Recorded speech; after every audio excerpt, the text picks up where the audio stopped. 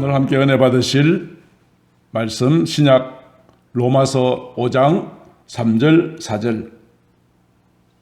다만 이뿐 아니라 우리가 환난 중에도 즐거워하나니 이는 환난은 인내를, 인내는 연단을, 연단은 소망을 이루는 줄 알미로라.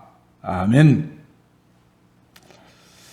오늘 주신 말씀으로 오늘은 철로 역정 15번째 시간으로서 생명수의 강, 의심의 성, 약속의 열쇠란 제목으로 함께 은혜를 나누고자 합니다. 저희들이 함께 살펴보는 철로 역정은 어느 한 사람이 예수님을 믿고 천국에 이를 때까지 우리가 경험해야 될 수많은 신앙의 여정과 과정을 보여주고 있습니다. 이미 살펴보았습니다만 어떤 한 사람이 성경책을 읽다가 내가 얼마나 죄인이라는 사실을 깨닫고 그 죄의 짐 때문에 고통스러워합니다. 그리고 자기가 살고 있는 이 땅이 하나님의 심판을 받아 멸망당하게 될 것이라는 사실을 알고 멸망의 도시를 빠져나옵니다. 그러나 그 앞에 기다리는 것은 수많은 어려움들이었습니다. 그는 절망의 숲에 빠지기도 하였고 좁은 길을 통과해야 했고 마침내 십자가 언덕에 올라가서 자기의 모든 죄의 짐을 깨끗하게 벗고 하나님의 자녀라고 하는 아름다운 이름을 얻었습니다만 그 이후로도 그는 한없이 낮아지는 겸손의 골짜기를 통과해야 했고 겸손의 골짜기에서 사탄, 마귀, 아볼론과의 정말 치열한 결투를 벌여야 했습니다. 우리가 신앙생활을 하고 난 다음에도 마귀의 끊임없는 공격이 있을 것이라는 사실을 보여주는 내용이죠.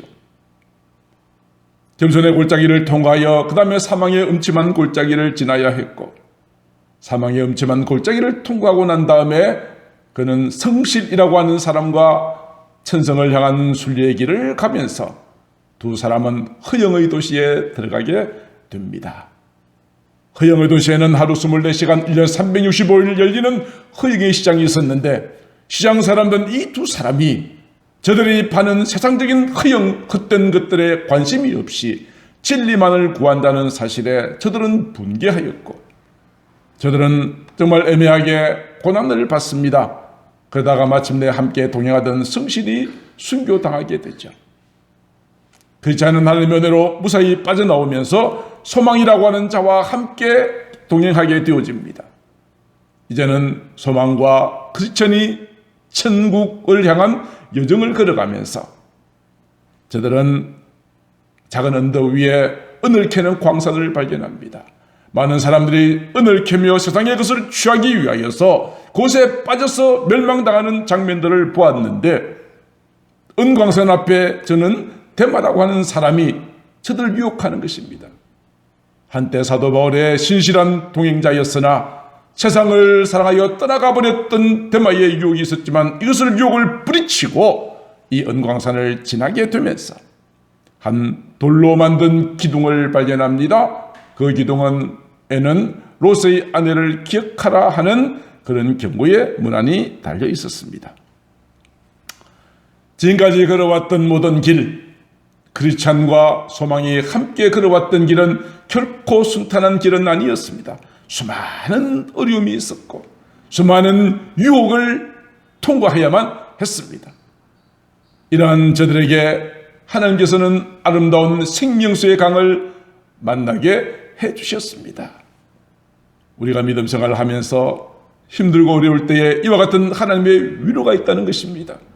그 생명수의 강은 너무나도 아름다웠습니다. 그런데 그 강은 수정같이 맑은 생명수의 강은 하나님과 어린 양의 보좌로부터 흘러나오는 강이었습니다. 우리의 구원, 이것은 오직 하나님과 어린 양 되시는 예수 그리스도로 말미암는다는 사실을 보여주고 있습니다. 생명수의 강, 그 강은 요한계시록에 의하면 강 좌우에 생명나무가 있고요. 12가지 가시를 매달마다 맺고 그 나무 잎사귀들은 치료하는 치료제로 사용되어졌습니다. 그리고 생명수의 강 좌우에는 푸른 초장이 있고 쉴만한 물가가 있어서 사람들은 거기에서 영적으로 회복되고 그곳에서 함께 말씀을 듣고 기도하고 교제하면서 영적으로 더욱더 풍성해짐과 성령의 능력을 공급받는 은혜를 누리게 되어집니다. 푸른 초장과 같은 생명수의 강이 흐르는 바로 그곳, 저는 우리 새소망교회가 이런 교회가 되어지기를 바랍니다. 여러분의 갈급한 심령에 하나님의 생수의 강이 흘러넘치고 아름다운 사랑의 교제가 있고 하나님의 거룩한 말씀의 꼴을 먹을 수 있는 바로 그 천국과 같은 아름다운 교회 되어지기를 저는 간절히 소망하며 기도하고 있습니다. 이러한 영적인 생동감은 오직 성령의 은혜로 말미암아 주어지는 것이죠. 이러한 교회를 바라보는 하나님의 말씀은 시편 84편 1절에 있는 것처럼 이런 하나님의 기쁨의 감탄사이겠죠. 만군의 여호와여, 주의 장막이 어찌 그리 사랑스러운지요.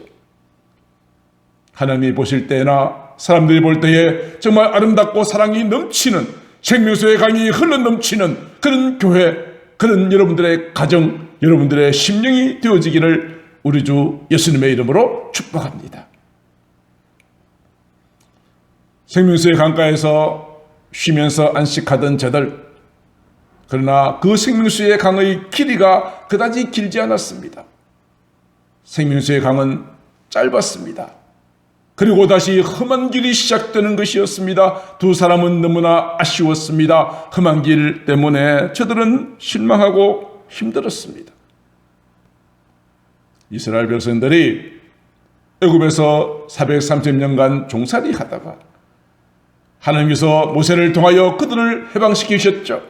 이스라엘 민족은 해방되었다는 그 기쁨을 가지고 하나님께서 그의 조상 아브라함에게 약속하셨던 가나안 땅을 향하여 힘찬 걸음을 내딛었지만은 그들 앞에 가장 첫 번째 만나는 난관이 있었으니 그것은 바로 홍해였습니다.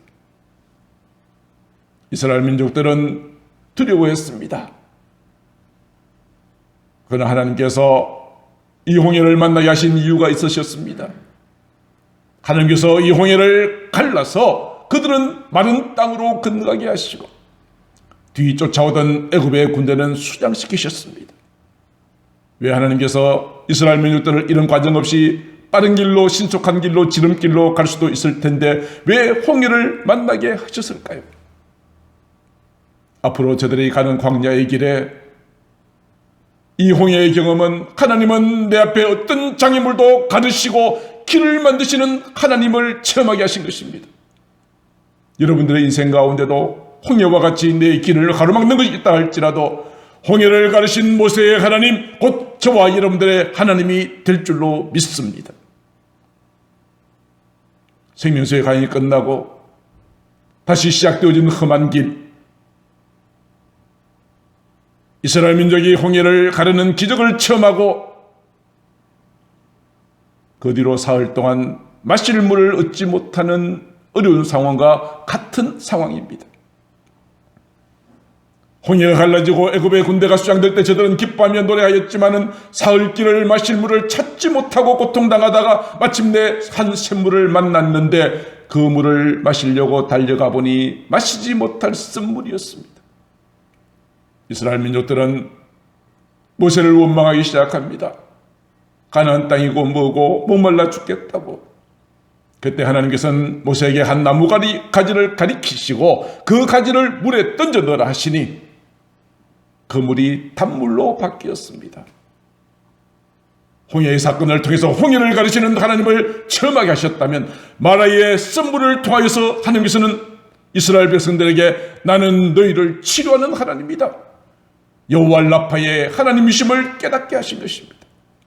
이로보건대 내 인생의 험한 길, 내 인생의 고난을 만날 때는 하나님의 분명한 뜻이 있습니다. 고난 가운데서 홍해를 가르셨던 하나님을 만나게 하기를 원하시고 마라의 쓴물에서 나를 치료하는 하나님을 경험하게 하셨던 것처럼 여러분들의 모든 삶 가운데 어려움과 힘든 일, 고난이 있을 때에 이를 통하여 더욱더 주님을 알게 하시고 주님을 경험하게 하시고 주께 가까이 나가게 하시려고 하시는 하나님의 뜻이 있다는 것입니다.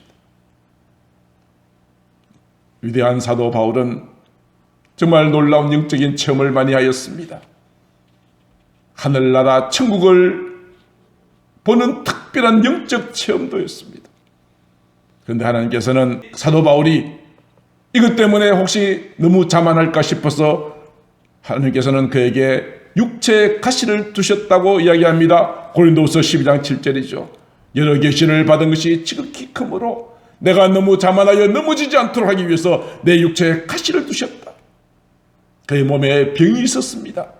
그 병을 고치게 해달라고 기도했지만 하나님께서는 그 기도를 듣지 않으셨습니다. 왜요? 너무 자만하지 않게 하시려고 하나님께서 주셨던 그러한 안전장치였던 것입니다. 사랑하는 성도 여러분, 우리가 하나님께서 우리로 하여금 겸손의 골짜기를 통과하셨다는 사실을 말씀을 들을 때 그 이야기도 했습니다. 크리스찬이 십자가의 경험, 또 아름다운 집에서 영적인 무장을 하고 나왔을 때 그가 교만해지지 않도록 하기 위해서 계속하여 겸손의 골짜기 더욱더 낮아지는 길을 인도하셨던 것을 기억하실 것입니다. 이제 크리스찬과 소망 두 사람은 생명수의 강이 끝나고 험한 길로 가는 것이 힘들었던 차에 마침 보니까 옆에 샛길이 하나 있는 것을 보았습니다. 그 길은 험한 길이 아니었습니다. 평탄하게 보였습니다. 쉬운 길처럼 보였습니다. 그래서 그 길로 가더라도 천국에 갈 수 있을 것이라는 생각이 크리스찬의 마음에 들었던 것이죠. 그래서 크리스찬은 함께 가던 소망에게 말합니다. 우리 이 길로 갑시다. 이 길이 쉬워 보이지 않습니까? 편해 보이지 않습니까? 이 길로 가더라도 분명히 천국에 갈 수 있을 것 같으니까 이 길로 가자고 이야기했습니다. 소망은 의심하면서 우리가 이 길로 갔다가 우리가 가고자 하는 길에서 잘못되면 어떻게 하겠느냐 말했지만은 크리스찬은 내 생각에는 이 길도 천국 가는 길일 것 같다라고. 그때 마침 함께 그 길을 걷던 사람을 만났습니다. 그 사람의 이름은 거짓 확신입니다. 그래서 물어봅니다. 이 길은 어디로 가는 길입니까? 물으니까 거짓 확신이 말하기를 이 길은 하나님의 나라에 가는 길이라고 말하니까 이 두 사람은 이 거짓 확신의 말을 확신하고 이제는 본래 가던 길에서 벗어나서 옆에 샛길로 가기 시작합니다. 요나서에 보면 요나가 하나님으로부터 명령을 받습니다. 요나야, 너는 니느웨로 가서 하나님의 말씀을 전하라. 그러나 요나는 니느웨로 가고 싶지 않았습니다. 그래서 다시스로 도망가기 위해서 욥바라고 하는 곳으로 내려갔습니다.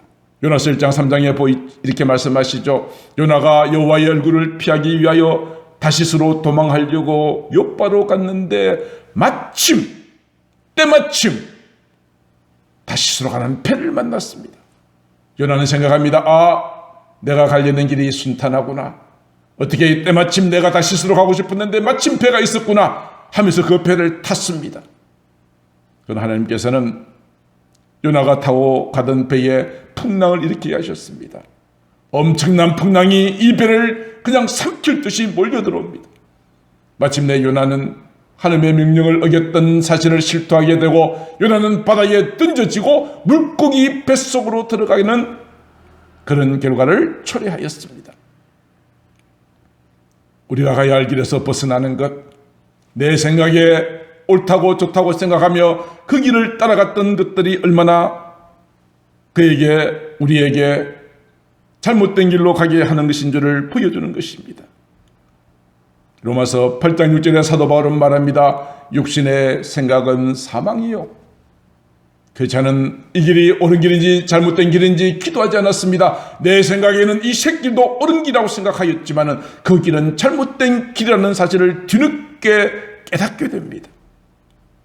육신의 생각은 사망입니다.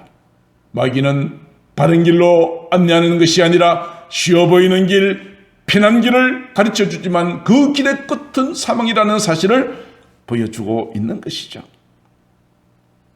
두 순례자가 이제 거짓 확신의 말만 듣고 그 샛길 초원으로 가고 있는 중에 갑자기 폭우가 쏟아져서 앞으로 가기도 어려울 상황이 되었습니다. 그 설상가상으로 이제 캄캄한 밤중이 되고 앞서가던 거짓 확신은 시야에서 사라져 버렸습니다. 두 사람은 비로소 깨닫습니다.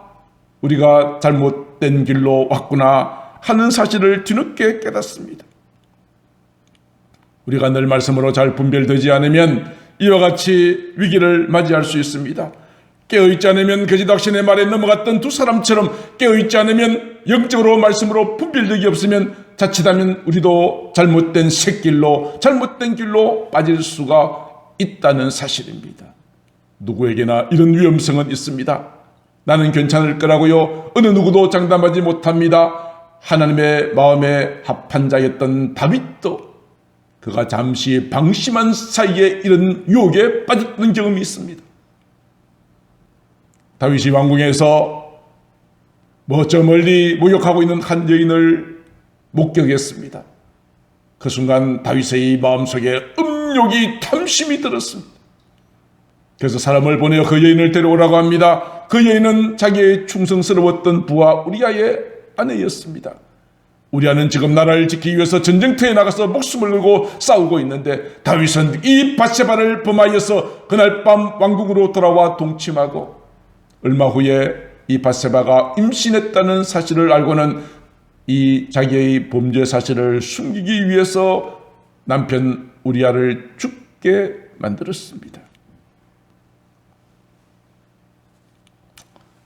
이로 인해서 다윗은 하나님으로부터 엄청난 책망을 받았고 이로 인해서 다윗의 미래에는 참으로 많은 어려움이 초래되는 결과를 가져갔습니다.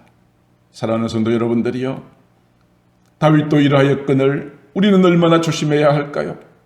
우리가 늘 깨어있지 않는다면 우리도 얼마든지 이러한 죄의 유혹에 넘어갈 수 있다는 사실을 기억할 수 있게 되기를 간절히 소망합니다. 잘못된 길로 들어섰던 이 두 사람, 이제 빠져나오려고 했지만 너무 캄캄한 밤중이 되었고 폭우 때문에 정말 나오기가 너무 힘들었는데 마침 쉴만한 곳을 한 군데 발견하였습니다. 그래서 두 사람은 그곳에 가서 좀 쉬었다 가자라고 말하고 너무 지친 나머지 거기서 깊은 잠에 빠졌습니다. 그곳의 이름은 의심의 성입니다. 의심의 성, 이 이름이 주는 메시지가 있습니다. 민수기서 14장 11절에 보면 하나님께서 가데스 바네아에서 12명의 정탐꾼을 보내었다가 불신앙의 보고를 간 10명의 정탐꾼의 말을 듣고 백성들이 하나님을 원망하자 모세를 통해서 이렇게 말씀하셨습니다. 이 백성이 어느 때까지 나를 멸시하느냐? 내가 너를 가나안 땅으로 인도하겠다는 이 모든 약속의 말씀을 의심하고 믿지 않는 것은 나를 멸시하는 것이다. 내가 그들 중에 많은 이적을 행하지 않았느냐? 그런데 나를 믿지 않는구나. 그렇게 말씀하셨습니다. 그렇습니다. 우리가 하나님의 말씀을 의심하는 것은 불신앙입니다. 하나님을 멸시하는 것입니다. 의심은 마치 성과 같습니다. 사람이 그 성 안에 가두음을 당하게 되면 도무지 빠져나오지 못합니다. 우리는 하나님의 말씀에 조그만 의심도 있어서는 안 될 것입니다. 하나님의 말씀은 내 지식으로 이해할 수가 없습니다. 하나님의 생각은 우리 생각보다 높기 때문입니다. 내가 이해되지 않아도 하나님의 말씀이라면 아멘, 말씀에 순종하는 자가 되어야 될 줄로 믿습니다. 의심의 성의 주인은 절망이라고 하는 이름을 가진 거인이었습니다. 절망의 거인은 이 두 사람이 자기 땅에 무단으로 침입했다는 명목을 가지고 끌고 갑니다. 무지막지하게 때립니다. 그리고 감옥에 가두어 버렸습니다. 의심의 성, 빠져나오지 못할 성, 그곳에 있는 주인의 이름은 절망. 절망은 거인과 같아서 사람들을 꼼짝달싹 못하게 붙잡는 힘이 있습니다. 우리가 하나님의 말씀을 의심하기 시작하면 절망에 빠지게 된다는 것을 보여주고 있는 것입니다. 절망이 노리는 바가 무엇일까요? 절망은 우리에게 도대체 무엇을 노리고 절망의 그 소나기 안에 모든 믿는 자들을 장악하려고 할까요? 히브리서 3장 12절에 이렇게 말하죠. 절망이 우리에게 주고자 하는 목적은 한 가지, 살아계신 하나님에게서 멀어지게 하는 것입니다. 하나님을 믿지 않는 악한 마음을 품게 하는 것입니다. 이것이 절망에 사로잡힌 자의 특징입니다. 절망에 사로잡히면 하나님의 말씀이 내 귀에 들어오지 않습니다. 그 모든 약속을 믿을 수가 없습니다. 스스로 자기를 정죄하고 두려움에 빠지게 되어지는 것이죠. 실제로 두 순례자는 그러하였습니다. 지금까지 수많은 어려운 과정들을 통과하였지만 의심의 성 안에 절망이라고 하는 거인의 소나기에 꽉 붙잡혀서 있을 때 저들은 더 이상 희망이 없어 보였습니다. 도와줄 자도 없습니다. 무지막지하게 매를 맞고 쓰러져 있습니다.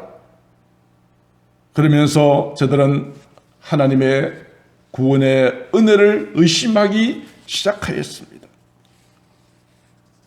이런 모습을 가만히 지켜본 절망 거인은 두 사람에게 이렇게 말합니다.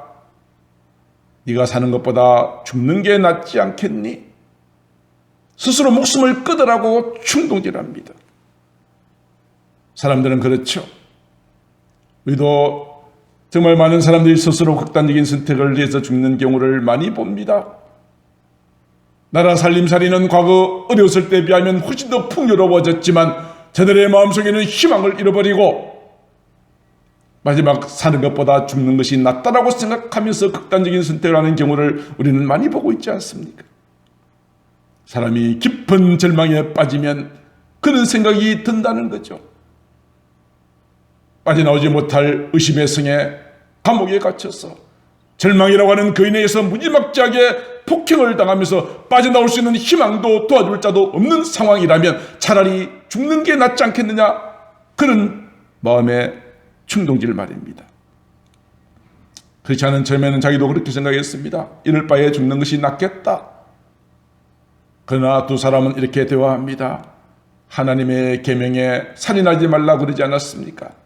남을 죽이는 것은 그 사람의 육신만 죽이는 것이지만 우리가 만약에 절망 거인의 말대로 스스로 자살하게 된다면 나의 영혼도 나의 육체도 함께 죽게 되는 것이고 스스로를 멸망시키는 것밖에 아니지 않습니까? 그러니까 우리는 끝까지 인내합시다.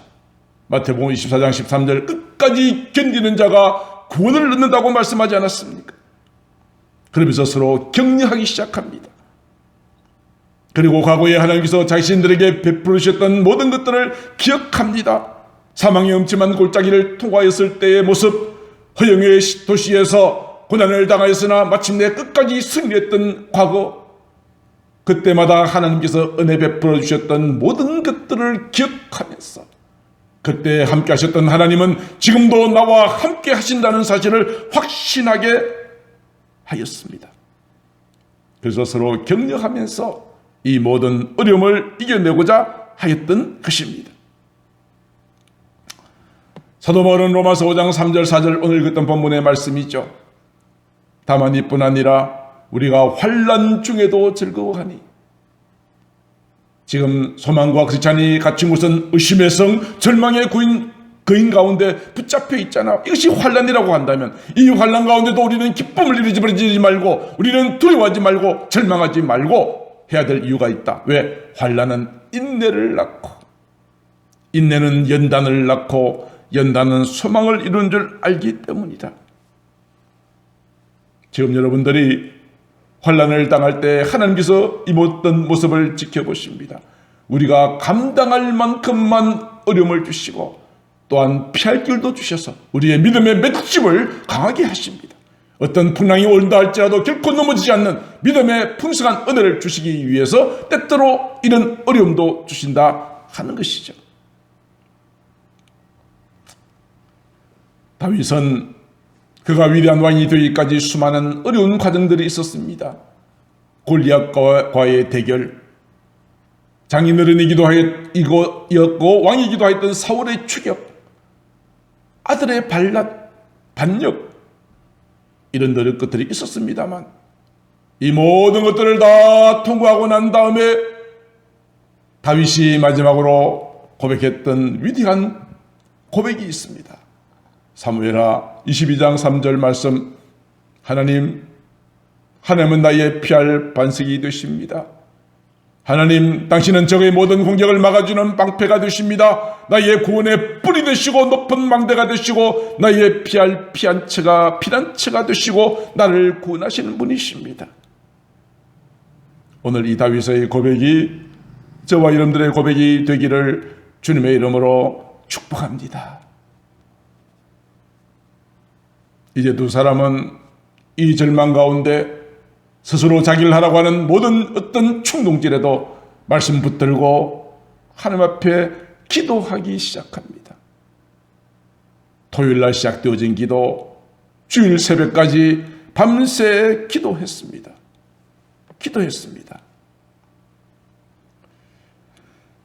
아까 말씀을 드렸던 요나, 그가 다시스로 가는 배를 타고 배 밑창에서 깊은 잠에 빠져 있다가 풍랑 때문에 요나가 호출되죠. 그리고 이 풍랑이 자기 때문에 왔다는 사실을 고백하고 물고기 뱃속에 들어갔을 때 요나는 물고기 뱃속에서 뭐 했습니까? 사흘 동안 물고기 뱃속에 있으면서 그 속에서 간절하게 기도했습니다. 요나의 기도를 들으시고 하나님께서는 이 물고기 뱃속에서 요나를 육지에 토해놓으시고 요나는 다시 니느웨로 가서 복음을 전하여 니느웨 사람을 회개케 하였던 것 있었죠.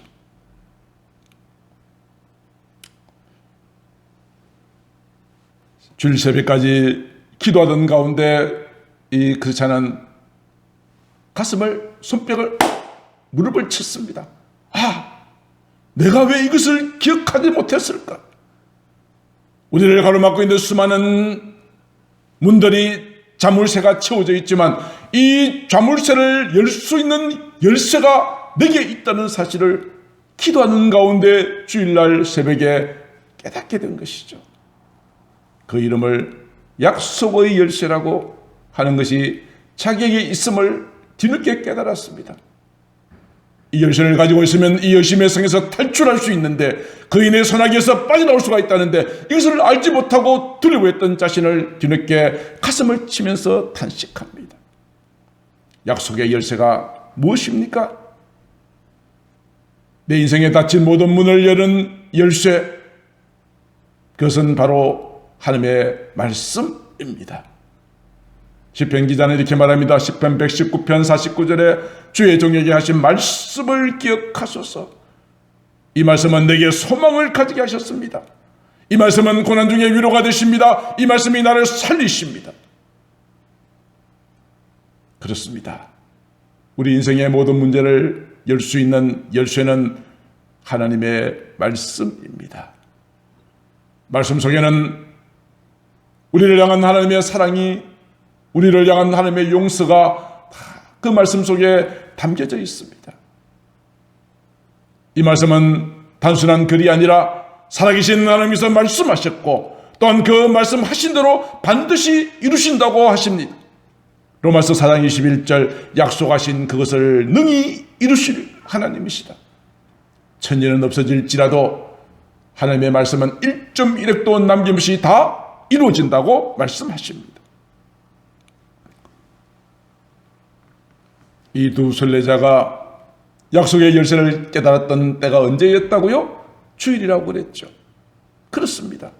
사도 요한이 하나님의 계시의 음성을 들었던 날도 주일입니다. 요한계시록 1장 10절 주의 날에 내가 성령에 감동되어 하나님의 음성을 들었다고 이야기합니다. 주일은 우리에게 복 주시려고 하나님께서 거룩하게 구별하신 날입니다. 주일날 이 시간 저와 여러분들이 함께 나와 하나님 앞에 예배하며 기도하며 찬양하며 사랑하며 교제하는 이 아름다운 만남이 주일날 이루어지게 되는 것 아니겠습니까? 이 주일날 이 모든 예배와 섬김과 교제를 통하여서 우리의 영과 육이 회복되어집니다. 약속의 열쇠를 끄집어내고 그렇지 않은 모든 잠긴 감옥의 문을 열기 시작합니다. 약속의 열쇠를 끼우니까 모든 문이 척척 열렸습니다. 두 사람은 마침내 의심의 성을 빠져나와서 도망치는데 뒤늦게 절망거인이 이를 알아차리고 뒤쫓아왔지만 그만 발작을 일으켜서 쓰러지고 두 사람은 그곳에서 빠져나올 수 있었습니다. 두 사람은 이제 이 약속의 열쇠를 가지고 의심의 성에서 빠져나온 뒤에 다시 처음 왔던 그 길, 샛길 초원 입구로 다시 돌아가기 시작합니다. 그렇습니다. 이제 우리가 잘못된 길로 들었었다는 것을 깨달았다면 마땅히 다시 돌아가야 합니다. 이것이 진정한 회개입니다. 요한계시록 2장 5절에 에베소 교회에 이렇게 말씀하셨죠. 회개하여 처음 행위를 가지라. 비록 잘못된 길이었지만 잘못된 길로 들어선 그곳으로 와서 다시 본연의 길로, 말씀의 길로 걸어가기 위해서 다시 돌아왔던 것이죠. 두 사람은 이 샛길 초원을 통해서 의심의 성에 들어가서 이 모든 고통을 겪으면서 우리가 잘못된 길로 들었을 때의 위험, 내 생각대로 판단했을 때 이것이 사망의 길이라는 사실을 뒤늦게 경험하게 되죠. 그리고 일단 죄에 빠지면 의심과 절망으로 마침내 극단적인 선택으로 빠질 수밖에 없다는 사실을 깨닫게 되죠. 그래서 두 사람은 비로소 이를 통하여 교훈을 얻습니다. 우리가 가는 길이 비록 좁고 불편해 보일지라도 우리는 어느 한쪽으로 치우치면 안 되는 거구나. 비록 좁은 길이요 험한 길이라 할지라도 이 길을 가야 되는 것이구나 하는 사실을 깨닫고 확신하게 됩니다. 그래서 이 두 사람은 마침내 처음 이 샛길 초원으로 들어갔던 입구까지 왔습니다. 그리고 두 사람은 응합니다. 우리와 같이 이 잘못된 길로 들어오지 않도록 팻말을 붙여야 되겠다라고 대화를 나눕니다. 예레미야도 그렇게 말씀하였죠. 이스라엘아, 너의 이정표를 세우고 편말을 만들고 큰 길 곧 네가 전에 가던 길에 마음을 돌아오라. 내 성읍들로 돌아오라. 자신들도 잘못된 길로 갔다가 엄청난 고초를 겪었지만 다른 사람들도 그 길을 가지 못하도록 팻말을 만들어 붙이자고 했습니다. 그 팻말은 이런 내용들이 들어있었겠죠. 이 샛길 초원으로 가면 절망거인이 지키는 의심의 성에 이르게 됩니다. 그는 하나님을 멸시하고 순례자들을 잔인하게 죽입니다. 이쪽으로 들어가시면 안 됩니다라는 팻말을 붙이고 저들이 또 남은 여정의 길을 시작합니다. 이제 말씀을 정리하십시다. 사랑하는 성도 여러분, 바른 길로 가기보다는 편하고 쉬운 길을 선택하지 않으셨습니까? 이 말씀을 준비하고 기도하면서 저 또한 이와 같았음을 깨닫고 회개하였습니다. 우리가 가는 신앙의 길은 어렵고 힘든 과정을 경험하게 되어집니다만 우리는 다른 길로 가면은 의심의 성에 들어가서 절망거인에 사로잡히는 어려움을 겪게 될 것입니다. 오늘 이 팻말의 내용처럼 우리는 의심이 성에 들어가는 자가 되어서는 안 됩니다. 사도 바울은 이렇게 고백했죠. 누구든지 그리스도 안에 있으면 그리스도 안에 있는 자는 주님이 가신 그 길을 걷는 자입니다. 겸손의 길을 걷습니다. 사랑의 길을 걷습니다. 용서의 길을 걷습니다. 그리스도 안에 있다는 것은 주님이 내 인생의 주인 되시어 주님 가신 길을 따르는 자를 말하는 것이죠. 주님 안에 있으면 새로운 피조물이 됩니다. 이전 것은 지나갔다 보라 새 것이 되었도다. 할렐루야. 이와 같은 아름다운 고백을 할 수 있게 되어지는 것 아니겠습니까? 지금까지 여러분이 걸어왔던 길이 혹 샛길 초원으로 다른 길로 편한 길로 잘못된 길로 걸어왔을지라도 오늘 말씀을 듣고 다시 한번 잃어버린 우리의 첫사랑을 회복합시다. 우리의 믿음의 집을 든든하게 세우는 자가 되기를 바랍니다. 모이기를 힘쓰는 자가 됩시다. 열심을 품고 주를 섬기며 다시 오실 예수 그리스도를 맞이할 준비를 하십시다. 우리가 이 길을 걸어간다면 내 뒤에 오는 많은 자들도 나를 따르는 자들도 바른 길로 갈 수 있게 되어질 것입니다. 이러한 위대한 선도자의 역할을 잘 감당하는 저와 여러분들 되어주실 수 있기를 우리 주 예수님의 이름으로 축복을 드립니다. 기도하겠습니다. 사랑의 하나님, 우리가 믿음 생활을 하다 보면 항상 편한 길, 쉬운 길을 선택할 때가 많이 있습니다. 그러나 때때로 내 생각이 앞장서서 하나님의 뜻과 무관하게 잘못된 길로 빠질 때도 있습니다. 주여, 오늘 이 크리스찬과 소망이 잘못된 길로 가서 절망과 의심 가운데 빠져서 말로 형용할 수 없는 고초를 겪은 것들을 기억하면서 주여, 이제 저희들이 늘 깨어서 하나님의 말씀대로 주님 가신 그 길을 걸어가기를 작정하고 결단하는 저희들이 되어질 수 있도록 인도하여 주시옵소서. 사랑이 많으신 우리 구주 예수님 이름으로 기도드리옵나이다. 아멘.